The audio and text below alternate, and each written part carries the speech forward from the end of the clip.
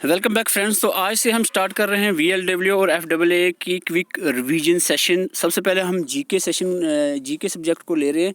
तो मैं आपको बता दूं, ये जो सेशन है ये बहुत मेहनत करके बनाया गया है और आप इसको ज़रूर एंड तक देखें। अगर आपको इसमें फ़ायदा ना हुआ, चैनल को अनसब्सक्राइब करके आप जा सकते हैं, सीधी सी बात है।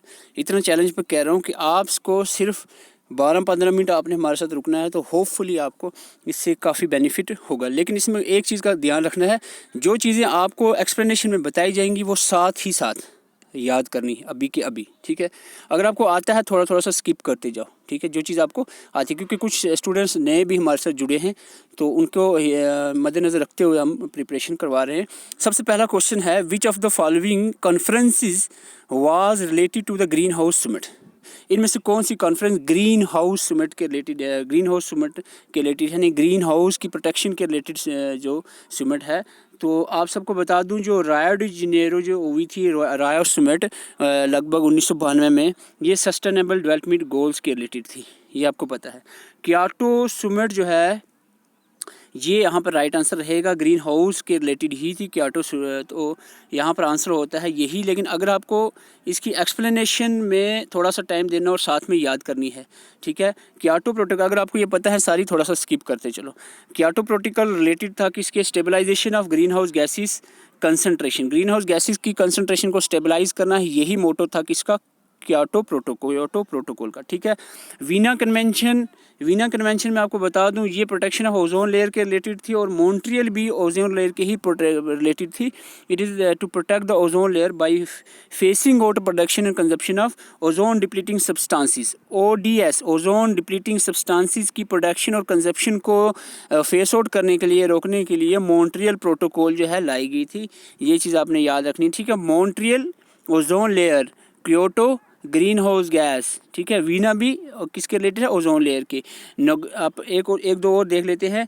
नगोया प्रोटोकॉल जो है, it is related to on access to genetic resources. तो इतना आपने याद रखना है, ज़्यादा मैं जाऊंगा नहीं। जेनेटिक रिसोर्सेज के रिलेटेड था कि fair and equitable sharing of benefit arising from the utilization of convention on the biological diversity की जो रिसोर्सेज हैं उसका fair and equitable sharing of benefit होना चाहिए, ये था नगोया प्रोटोकॉल।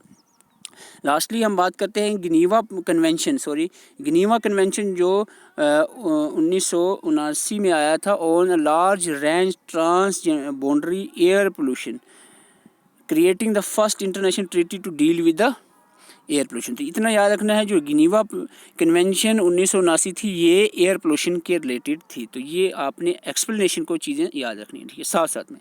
दूसरा क्वेश्चन है, when did Kheda Satyagraha took place. History, modern history है, खेड़ा सत्याग्रह सबको मालूम होना चाहिए कब हुआ था। खेड़ा सत्याग्रह हुआ था 1918 में। गांधी जी जब आए तो गांधी जी के आने के बाद चंपारण, अहमदाबाद मिल स्ट्राइक और खेड़ा सत्याग्रह हुआ। फिर उसके बाद जो है सबसे बड़ी मास मूवमेंट जो नॉन कॉपरेशन स्टार्ट हुई थी। थोड़ा थोड़ा सा मैं इस पर बोलूँगा, अगर आपको ये मालूम है तो स्किप करके आगे चलते जाएँ। आगे हमने बहुत इंपॉर्टेंट क्वेश्चन लाए हुए हैं। चंपारण सत्याग्रह 1917 में हुआ था। इसको फर्स्ट सिविल डिसोबीडियंस भी कहा जाता है।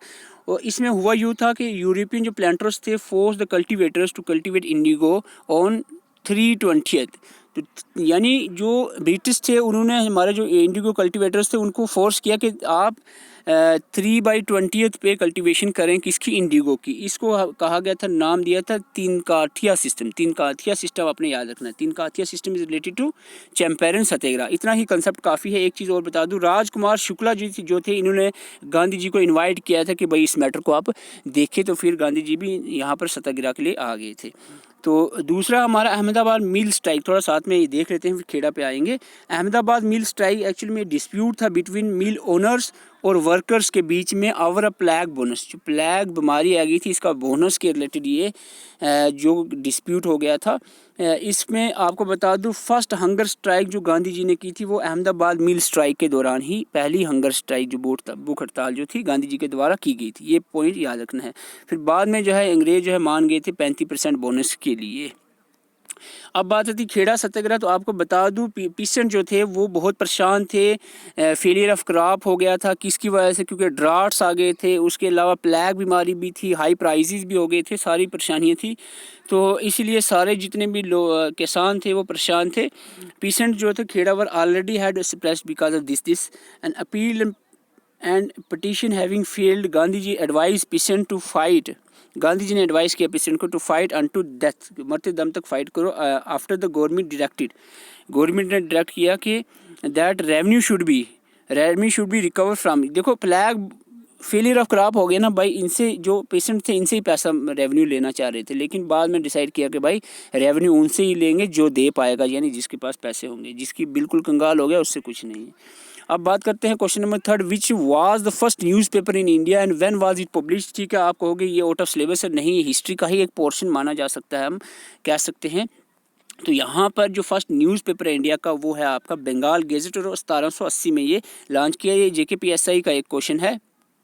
यहाँ पर ये बताने का मकसद ये था, JKPSI में ये जो स्क्रीन आपको बता रहा हूँ पहले भी मैंने बताई थी, यहाँ से JKPSI में लगभग तीन क्वेश्चन जो है यहाँ इसी स्क्रीन से आपको पूछे गए, ये स्क्रीनशॉट आपके सामने रखी हुई है। आपको पहले बता दूँ, यंग इंडिया के रिलेटेड पूछा गया था, किसका न्यूज़पेपर है, गांधी जी का है। ठीक है, इसके अलावा क्वेश्चन पूछा गया था आपका मराठा केसरी, जो पहली बार एग्ज़ाम हुआ था SI का, तो उसमें पूछा गया था मराठा केसरी जो है बाल गंगाधर तिलक का न्यूज़पेपर है। इसके अलावा हम बात करें, क्वेश्चन पूछा गया अभी जो बंगाल गेजेट का मैंने बताया, तो ये 3 क्वेश्चन पूछे गए थे। तो आपको इसके अलावा भी एटलीस्ट थोड़ी सी, जैसे न्यू इंडिया जो है, न्यू इंडिया एनी बेसेंट की जो है पब्लिकेशन है, तो न्यू इंडिया याद रखना। न्यू इंडिया के साथ कॉमन व्हील भी जो है वो एनी बेसेंट की ही पब्लिकेशन है, तो ये आपने याद रखना है। इसके बाद अल हिलाल, मौलाना आज़ाद, वंदे मातरम, अरबिंदो घोष, ये जो इंपॉर्टेंट मैं टिक कर रहा हूँ यहाँ पर। इसके अलावा हम बात करें अमृत बाज़ार पत्रिका जो है मोतीलाल घोष, और तो ये कुछ इंपॉर्टेंट जो है एटलीस्ट आपने याद रखने हैं। ठीक है, ये स्क्रीनशॉट भी ले सकते हैं और मैं वीडियो इसकी PDF भी शेयर कर दूंगा टेलीग्राम में।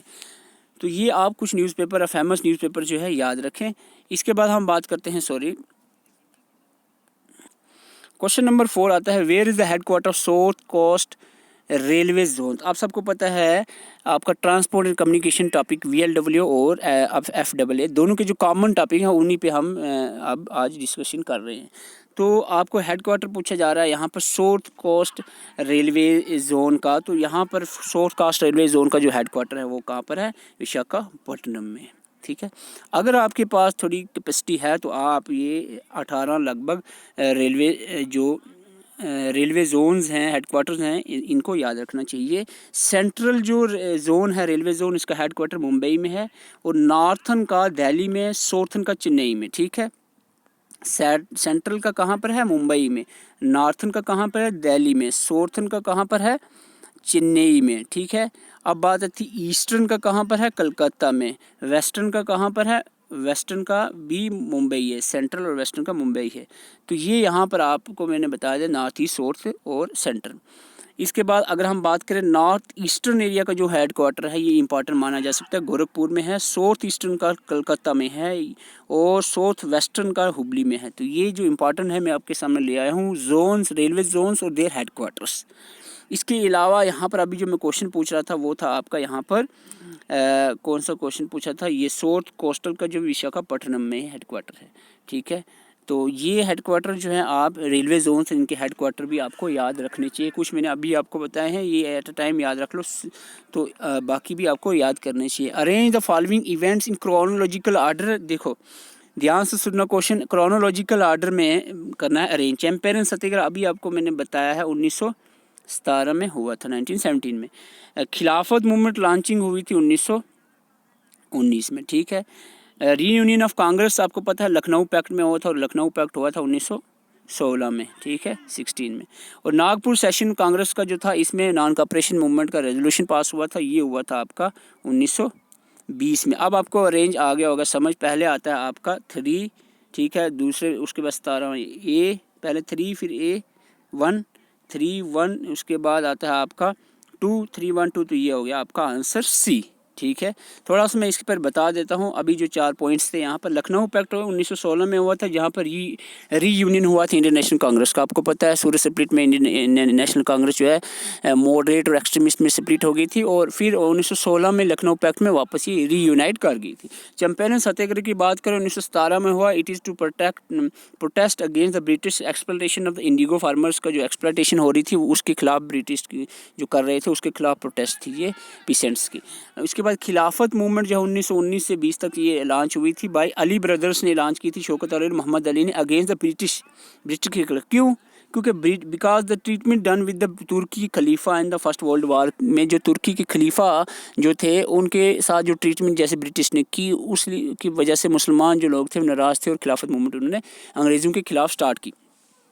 नागपुर सेशन जो 1920 का जो अभी क्वेश्चन में था, कांग्रेस जो है इसमें अडॉप्ट करती है इस सेशन में resolution for the non cooperation movement. Okay, question number 6 की बात करें, which mountain is situated at the meeting place of western Ghat and eastern Ghat. Western Ghats और ईस्टर्न घाट्स की जो मीटिंग प्लेस है इसमें कौन सी माउंटेन रेंज आती है? तो इट इज़ जल्दी से बताएं। Very good, it is Nilgiris. Very good. तो आपको मैं साथ साथ में यहाँ पर ये कुछ इंपॉर्टेंट चीज़ें बता देता हूँ हाईएस्ट पीक्स के रिलेटेड क्वेश्चन पूछा जा सकता है आपको। और इंडिया की ओवरऑल हाईएस्ट पीक अगर पूछी जाए ओवरऑल तो K2 रहेगी, जिसको गॉडविन ऑस्टिन भी कहते हैं, वो पीओके में है। लेकिन प्योर इंडिया बेस्ड अगर पूछी जाए तो कंचनजंगा सिक्किम में है, ये हाईएस्ट पीक मानी जाती है। ठीक है, इसमें लोग कमेंट करते हैं कि ये क्या है, आप कह रहे हो। ठीक है, ओवरऑल इंडिया के अंदर जो है K2 टॉप पे आती है। अगर आप पीओके की छोड़ के बात करें तो कंचनजंगा नंबर 1 पे आती है। साउथ इंडिया की सबसे ऊंची चोटी का नाम जो है वो एनीमुलाई हिल्स है। वेस्टर्न घाट्स की नाईमुद्दी और ईस्टर्न घाट की जिंदागढ़ा पीक है। ठीक है, ये ईस्टर्न घाट की अब जो है चेंज हुई, पहले कुछ और थी, देवेंद्रगिरी या कुछ इस तरह की थी, महेंद्रगिरी, लेकिन अब जो है ईस्टर्न घाट की जिंदागढ़ा पीक है। ठीक है, और नीलगिरी की जो हाईएस्ट पीक है वो डोडा बेटा है, सतपुरा रेंज की धूपगढ़ है, अरवल की गुरु शिखर है। तो ये भाई अभी जाना नहीं, वीडियो पास करके अभी ये याद करो। ठीक है, साउथर्न की एनमलाई, वेस्टर्न घाट्स की एनामुद्दी, ईस्टर्न घाट्स की जिन्नागढ़ा, नीलगिरी की डोडा बेटा, सतपुरा रेंज की धूपगढ़ और अरवली की गुरु शिखर जो है हाईएस्ट पीक है। ओके, आगे बढ़ते हैं। क्वेश्चन 7 है, which of the following is not rabi crop in India. इनमें से कौन सी राबी क्रॉप नहीं है? आपको पता होना चाहिए राबी और खरीफ कौन सी क्रॉपें होती है। यहाँ पर राबी क्रॉप नहीं है यानी खरीफ है, तो आपको बता दूँ यहाँ पर जूट जो है, आई थिंक मुझे लग रहा है जूट जो है वो खरीफ क्रॉप है, राबी नहीं है। तो आपको यहाँ पर आंसर डी रहेगा। फिर भी चेक कर लेते हैं इसको, कहीं डॉट ना हो जाए। तो जूट जो है यस, तो ये आपको नज़र आ रहा है जूट जो है ये खरीफ क्रॉप है, राबी नहीं है। तो अब मैं आपको बता दूं क्रॉपिंग पैटर्न्स इंडिया के अंदर, ये अपने एग्जांपल्स याद रखनी है। सबसे पहले आपको क्या आता है, खरीफ जो जिसमें सोन किया जाता है जून जुलाई में, हार्वेस्ट की जाती है सितंबर अक्टूबर में, ये फसलें खरीफ क्रॉप इनको कहते हैं। समर क्रॉप्स भी कहते हैं, समर क्रॉप्स। ठीक है, गर्मी वाले। और इसके एग्जांपल राइस, मेज़, ज्वार, बाजरा, कॉटन, जूट, ग्रोनट, सोयाबीन। तो ये एग्जांपल्स हैं किसकी? ये एग्जांपल है आपकी खरीफ क्रॉप की। अभी याद रखना, राइस में ज्वार बाजरा कॉटन जूट इकट्ठे याद रखना। कॉटन जूट खरीफ है, कॉटन जूट गर्मी वाली। Groundnut soybean. ओके, ठीक है, ये स्टैटिक जी के भाई, इधर समझने की बात नहीं है, थोड़ी चीज़ समझनी है, थोड़ी चीज़ें याद रखनी है। ठीक है, मैं पहले बता दूँ, आप बुकोगे रट्टा मराने लगे। ठीक है, रट्टा ही समझो आप। सोन की जाती है राबी क्रॉप अक्टूबर दिसंबर में सर्दियों में, और हार्वेस्ट जो है अप्रैल जून में ये होती हैं। इनको विंटर क्रॉप्स भी कहते हैं। और इसकी एग्जांपल वीट, बार्ले, पीस, ग्राम, मस्टर्ड एक्सेट्रा इसकी एग्जांपल्स में आता है। और इतनी ज़्यादा इंपॉर्टेंट नहीं है। ये सोन और हार्वेस्ट की जाती है मार्च और जुलाई के बीच में, बिटवीन राबी और खरीफ के जो सीजन आता है इनके बीच में। एग्जाम्पल आती है सीजनल फ्रूट्स जैसे watermelon, musk melon, cucumber, vegetables, कुछ फूडर क्राफ्ट वगैरह वगैरह आती हैं। ठीक है, as per the census 2011 what is the density of India. और सेंसस से 1-2 क्वेश्चन ना एग्जाम में हो ऐसा पॉसिबल ही नहीं होता है। और सेंसस की मैं आज थोड़ी सी इंपॉर्टेंट चीज़ वापस से आपको रिवाइज करवा देता हूँ। 2011 सेंसस ही के क्वेश्चन पूछे जाएंगे, क्योंकि 21 में सेंसस हुआ नहीं है। और 2011 सेंसस के हिसाब से 382 स्क्वायर पर किलोमीटर जो है डेंसिटी इंडिया की है। ओवरऑल इंडिया की बात कर रहा हूँ। ठीक है, ये ध्यान से सुनना है आपको। अगर हम बात करें यहाँ पर डिकेडल ग्रोथ रेट इंडिया का 2001 से लेकर 2010 तक जो है वो रहा है 17.4%। इंपॉर्टेंट क्वेश्चन बनता है ये। डेंसिटी ऑफ पॉपुलेशन जो है 382 पर स्क्वायर किलोमीटर जो है, ये बहुत इंपॉर्टेंट क्वेश्चन है। सेक्स रेशियो ऑफ इंडिया की बात करें 940 है, और चाइल्ड सेक्स रेशियो 914 है, ये आपने याद रखना है। लिटरेसी रेट इंडिया का 74.04 है। जिसको नहीं याद है पहले याद करो फिर आगे चलो, नहीं तो रहने दो, ठीक है। वीडियो देखनी है, कुछ फ़ायदा हो तो, नहीं तो ऐसी मेहनत करने का कोई फ़ायदा नहीं है, ठीक है। मेल लिटरेसी रेट जो है वहाँ यहाँ पर 82% और फीमेल 65% 2011 के सेंसस के हिसाब से है। अगर हम बात करें स्टेट लेवल देखें हम, तो हाईएस्ट पॉपुलेशन डेंसिटी बिहार की है 1106 पर स्क्वायर किलोमीटर, और lowest population density Arunachal Pradesh में है 17 पर स्क्वायर किलोमीटर। ये क्वेश्चन जीके में आंसर गलत दिया हुआ था, रिप्रेजेंटेशन डाली हुई है सबने। यूटी की बात करें, हाईएस्ट पॉपुलेशन दिल्ली की है और लीस्ट पॉपुलेशन लक्षद्वीप की है। सेक्स रेशो की बात करें, हाईएस्ट केरला की सेक्स रेशो है 1084, तो लोवेस्ट की बात करें हरियाणा की है 877, ठीक है। चाइल्ड सेक्स रेशो लोवेस्ट यहाँ पर हरियाणा ही है, और चाइल्ड सेक्स में भी, जनरल सेक्स रेशो में भी, लेकिन हाईएस्ट जो है चाइल्ड सेक्स रेशो में मिज़ोरम है, ये आपने याद रखना है। Okay okay.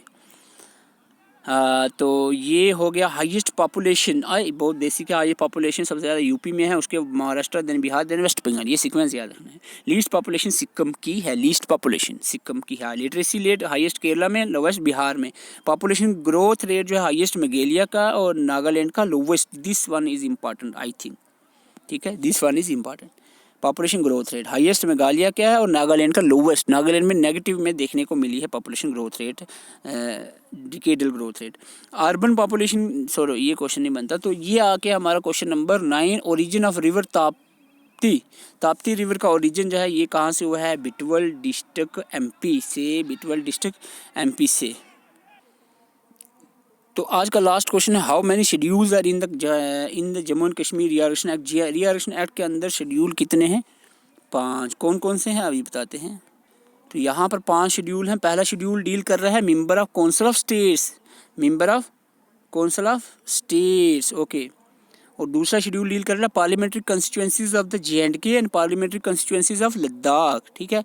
तो ये आपने याद रखना है। JNK की जो पार्लियामेंट्री कंस्टिट्यूएंसी है लोकसभा में 4 और लद्दाख की 1, सॉरी 5 और 1। थर्ड शेड्यूल की बात करें, assembly constituencies of JNK UT, और असेंबली कंस्टिट्यूएंसी JNK UT की अब जो है 117। 24 जो है वैकेंट है उसको मिलाकर, ठीक है। 24 वैकेंट है POK के लिए। फोर्थ शेड्यूल ओथ एफर्मेशन से डील करता है, और फिफ्थ शेड्यूल डील करता है सेंट्रल लॉ जो एप्लीकेबल होते हैं अब JNK UT पर। तो ये थे आपके 5 शेड्यूल JNK रीऑर्गेनाइजेशन एक्ट के।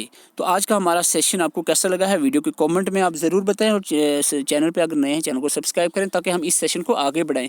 अब ज़्यादा से ज़्यादा इसको शेयर करें, लाइक करें, ताकि हमें भी पता चले कि आप इंटरेस्टेड हैं, क्योंकि ये सेशन बड़ी ही मेहनत से बनाए जा रहे हैं और आपके फ़ायदे के लिए। आई होप आपको कुछ इसमें फ़ायदा हुआ होगा।